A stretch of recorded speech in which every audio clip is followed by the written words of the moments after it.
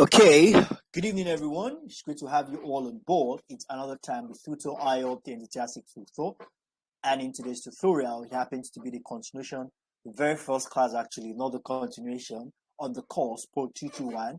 And with me today, I have Mrs. Deborah. Miss Deborah, are you there? Can you hear me? Yes, sir, I can hear you. Awesome. So I believe you've been able to go through the classes on YouTube already, right? Yes, sir. Awesome. So let's just do something. We started pretty much behind schedule, but at least we can achieve something. So let's just walk us through what you have there in your notes, and we can go through this together very quickly. You have the floor, ma'am. Okay.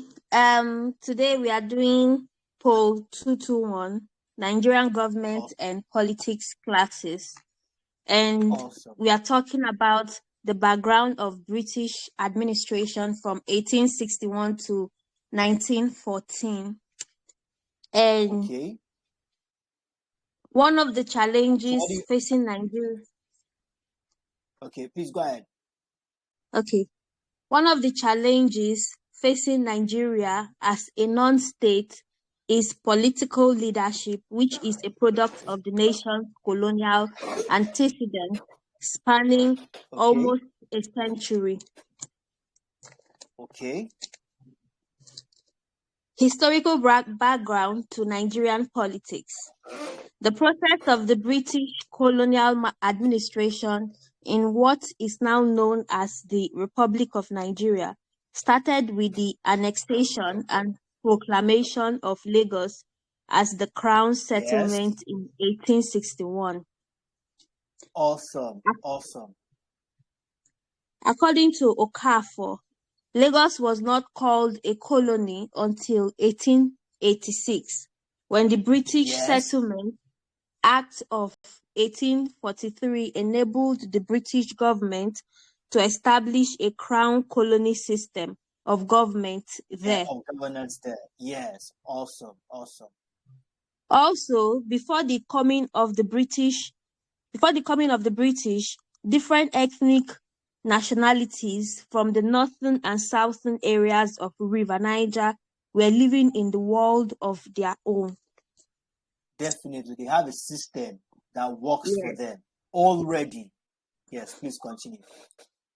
The Yorubas, Igbos, Hausa Fulanis, Ijaws, and other minority groups were either in an empire, emirate, kingdoms, princedoms, and all other form of native administrative system.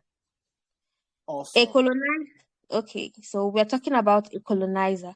A colonizer is a person who helps to take control of an area or country that is not their own, especially using force. Before you go into who a colonizer is, now for all what you've said, all right, all what you've said so far, you've been able to establish the background. What it was like, what the Nigerian, all right, more like the Nigerian political system was like before, all right, the colonization. Before the intrusion. I use the word intrusion because somebody you did not write letter to that, or somebody you are not expecting, coming from nowhere to impose certain things on you through the certain methods and what have you. So before they ever came, there was a system in place, and this system has been functioning perfectly before their intrusion. Arrival. Right? Before their arrival, like you rightly said. So we also have the issue, the case of Lagos, all right, being the colony, and we also have the issue of Lagos, like I've rightly said, being bombarded, all right, as an area or as a means for doing certain inhumane activities, all right. And we also note from what you have said you made us understand what a colony is. Okay, we also need to we've been able to also establish the fact that when we talk about a colony, we are talking about a territory. Do you have that? A territory subject to a foreign rule. All right, we're talking about that as a colony. All right, and you've been able to set all that. Then we have what it means by a metropolitan state as well. Do you have that in your notes? No, sir. No. A metropolitan state. No, I don't have that. Have you requested the keynote of the course? I think you are done with the course, right? No, 2 to go. I have been very busy. Uh, 2 to go. you are not done with the course. What No, happened? sir. Throughout last week, you didn't have any Telegram class. Sir, work. This one, I sir, understand. is in between work that I listen to them. Yeah. Sorry about that. I sent you GST 201 class already, right? You are also doing GST 201, right? Yes. You said I should watch the videos on YouTube. Yes, to your private class, the repository. Did you get Okay. it? No, you didn't. I did, of course. I sent it earlier this morning. Oh. I'm checking right away. Don't worry, I'm checking right away. Look at it here now. Look at it here. Stay. Okay. I'm highlighting it again now. Okay. Yeah, I've I seen sent it. it. So you have to also, because the other man now, we have taken this course together, this POL221. So he's already on GST 201. That's why he's not here. And he's even done. He has sent his note, but I told him to wait. Let others, because everybody is starting GST 201 today. So let others catch up so we can all have the GST 201 Telegram class. Yeah, so don't have it repeatedly. So, Okay, because sir, I no believe by problem. now you are done with POL221. Okay, sir, I will go through them. So 221 is just 1.5 remaining. It's not like it's complete 2. Okay, so now you have the colonizer. What do you have on the colonizer, please? Let's take that. Okay. A colonizer is a person who helps to take control of an area or country that is not their own, especially using force. Okay. Foreign colonizer. This is said to be a nation or state that takes control of people or area as an extension of state power. Okay. Protectorate. A Awesome. protector Awesome. a protectorate is a state that is under the Yes. protection by another state for defense against Wonderful. external aggression of law. A Wonderful. protectorate is also not independent but dependent. Awesome. Awesome. Autonomous. This is an institution or organization that is said to be independent or self-governing. Autonomous. Yes. Independent. That's the word. Wonderful.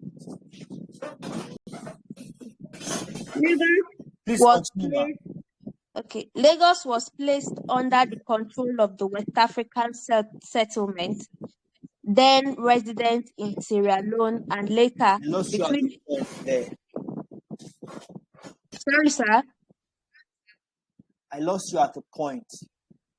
Okay, I said Lagos was placed under the control of the West African settlement, then resident Okay. in Sierra Leone, and later between 1864 and 1866, and the territory was administered from the Gold Coast, which is now Ghana. Awesome. Wonderful.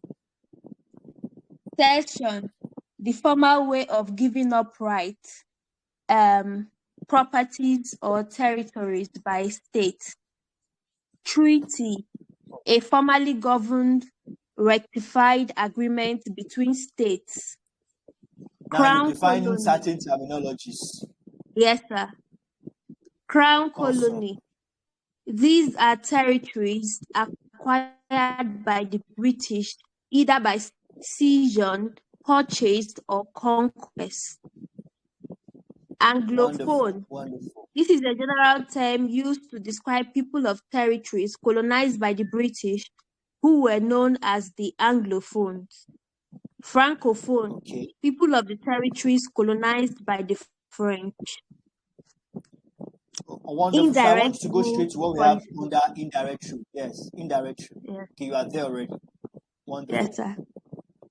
Sir Frederick, later Lord Lugard, became the Governor General of the Northern and Southern Nigeria in 1906, and he ruled the Yes. two protect the colony and protectorates of Southern Nigeria and the protectorates of Northern Nigeria separately until Wonderful. 1914 when they were amalgamated. Wonderful. Wonderful. Now, when you hear the word amalgamation, what comes in mind, please? Formation. Amalgamation. What comes in mind when you hear the word amalgamation? Creation. So should I say creation or formation? Okay. Okay. Not bad. Not bad. But when you hear the word amalgamation, it's a political term. All right, used to identify the bringing together or the joining together. Okay. Okay, amalgamation. It's a political term that stands for the combining or uniting. When you bring together, just like what we noticed, the combining or the uniting of the northern and the southern protectorate, which is in 1914 here in Nigeria. The amalgamation, bringing together, the combining or the uniting. All right, it's a political term that is used to identify the uniting or the combination of certain states or entities. Please go ahead. Okay. Lord Lugard introduced the indirect rule. The indirect Awesome. rule, As the father of indirect. yes, the indirect rule policy was first introduced in the Northern Protectorate, thereafter the Western Protectorate, and then the Eastern Protectorate. Wonderful. Administration convenience. Since the country was too large and diverse, with a large and settled and scattered population, the colonial rulers had little knowledge. Yes. Lord Lugard met a well-established traditional institutions with a system of government in the northern and western parts of the country, which created the decision to introduce the indirect rule. Awesome. Awesome. Economic factor. This was another reason for creating indirect rule. Indirect rule because direct administration would have cost the British government to a large sum of human and material resources. Yes. Now you're talking Additionally, to us about what? Now you're talking about the reasons for having indirect rule. Now, but before you talk about that, the indirect rule was basically about, just like we said earlier, that several parts of Nigeria have their system functioning perfectly. All right. So when the colonial masters came, they needed a system that they can use in breaking through the system they met on ground. All right. A system that can use in breaking through this system that it will not raise much eyebrow, and that was why indirect was introduced. Now you don't have to impeach the king. The plan was, don't impeach the king. Let the king or the leader be a puppet instead. All right. The leader would be there, still in charge of his community. All right. In the face of the he's just reporting being to controlled. the British Yes, he's being controlled. He's being administration. managed based on certain greed and manipulation from these colonial masters.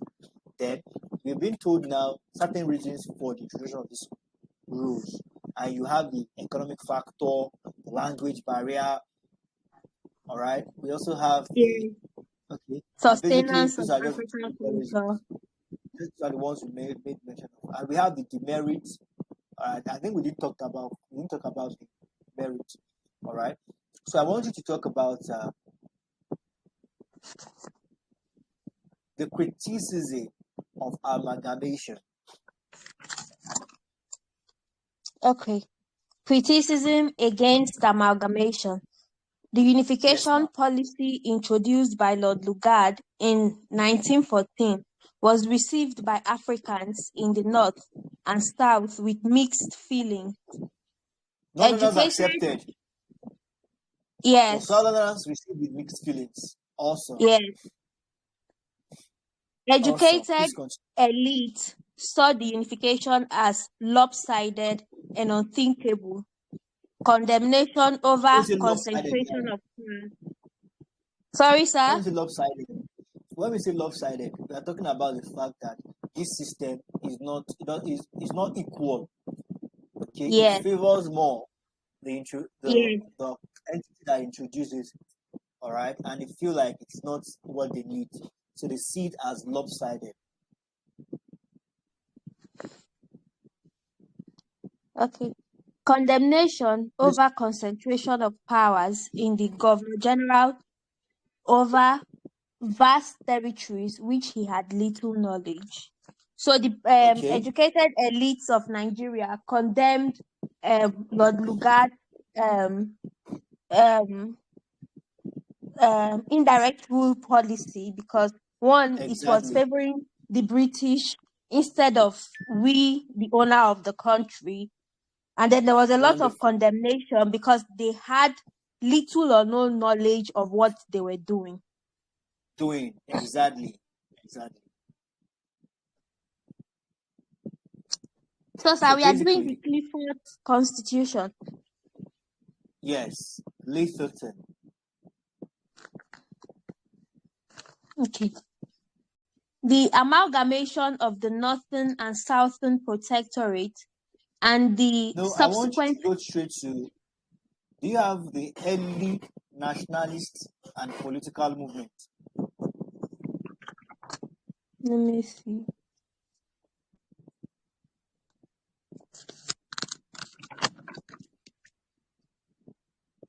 Yes, I The have it. early nationalist. Do you have I it have it. there? Yes. Please, I want you to go straight to that. Okay. The early nationalist and political movement.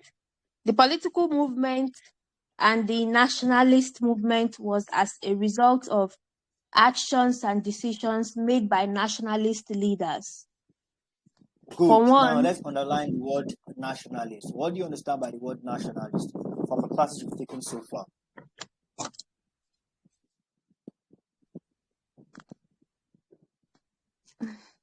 a nationalist, No, I didn't say nationalist. What do you understand by the word nationalist? Or who is a nationalist, I would nationalist? say Or who is a nationalist? a Or what nationalist, do you understand by nationalism? okay. Nationalism is, according to the according to my notes, nationalism is Yes. usually a passion. It has different definition, but it's usually a passion for unity, community of Okay. tribe, geographical contiguity, religious and cultural affinity, and to Okay. chronicle of political and historical aspirations. Okay. So can you now explain without your notes now? What do you understand by all what you have said? Or you can tell me now if you understand who a nationalist is, you can tell me what the nationalist movement is all about. So who is the nationalist and what is the nationalist movement all about? I would say a nationalist is, for my very first definition, would be a person from a particular nation or national. Then A it could, nationalist is an individual. First of all, a nationalist is an individual. So it's now about what his intentions are. From what you have read, a nationalist is an individual. I heard you said something about passion. All right. What he now yeah, needs, his intentions, is now what makes him a nationalist. You belong to a particular country where you are that country's national, but your intention about that particular country is what makes you a nationalist. more like an activist. Okay. I think I've given you enough expose. From your own understanding so far, I think I explained what it means by nationalist on YouTube. I think I did, right? Nationalism. Okay, I talked about nationalism. Yes. Okay, so what did I refer to as nationalism? You said nationalism is a passion for unity, community of tribes, geographical contiguity, religious and cultural affinity. That's a lot. That's a lot for you to have written down. The grammars there are a lot.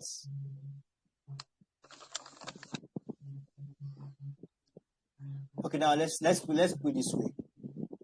Nationality, all right, is more like the legal status of being a member of a particular nation. Like maybe you are filling a form online. You'll be asked, what is your nationality? Okay? Yes, That's sir. your nationality. I'm a Nigerian, that's your nationality. But as a nationalist, all right, we are talking about something different entirely. Okay? So now, you as a nationalist, we are talking about a person who has a strong identity with their own nation. He is very particular about the interest. All right? He is very particular about the interest of his country. Anything that would jeopardize the interest of his country, he is ready to fight and stand against it.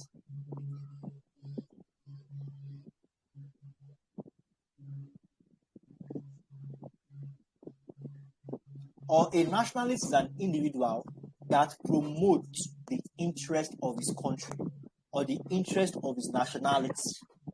You know, we already said nationality now is your legal status of being a member of a particular nation. So now, a nationalist is that individual that will, let's put it this way, is that individual that will go as far as he can to promote the interest of his nationality or of his nation.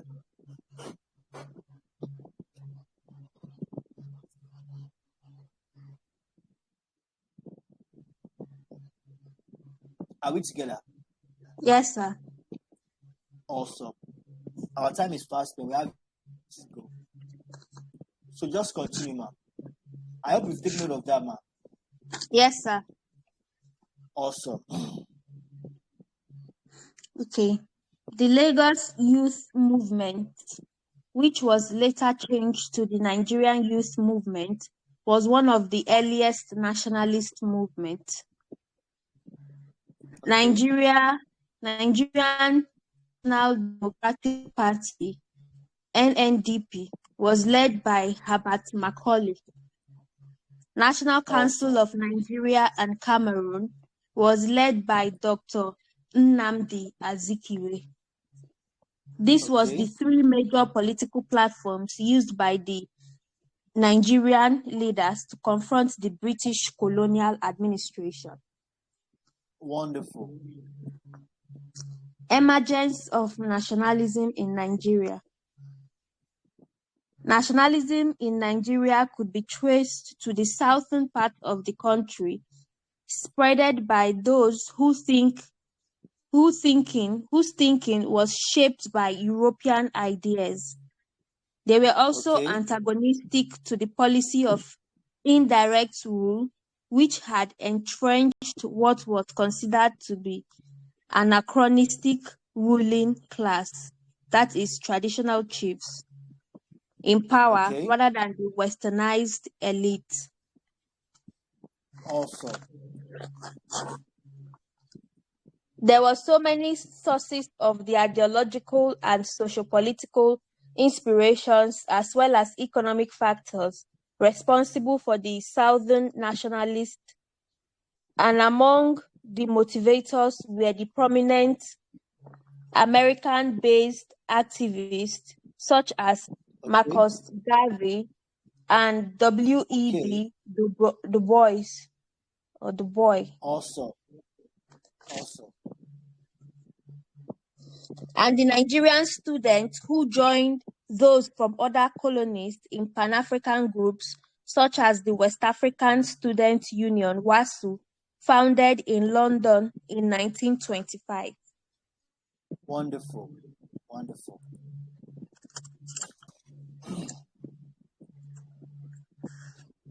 Sir, please, that's where my notes end.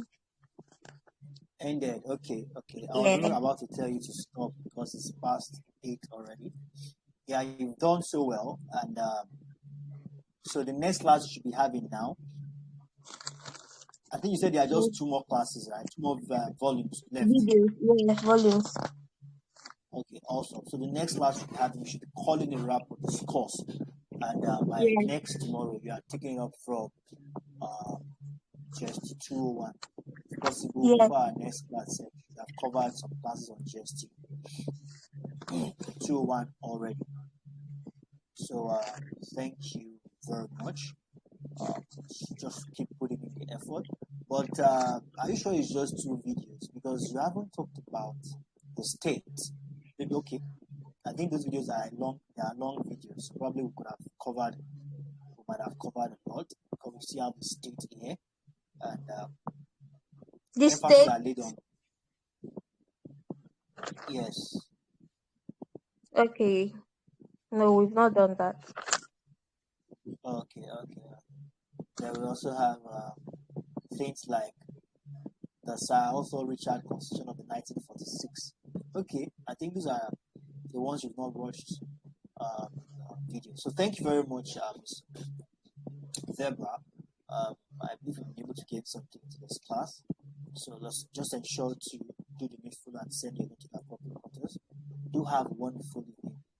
And Me too, will sir. you be joining the GST 201 class later tonight? Sir, what time? Okay.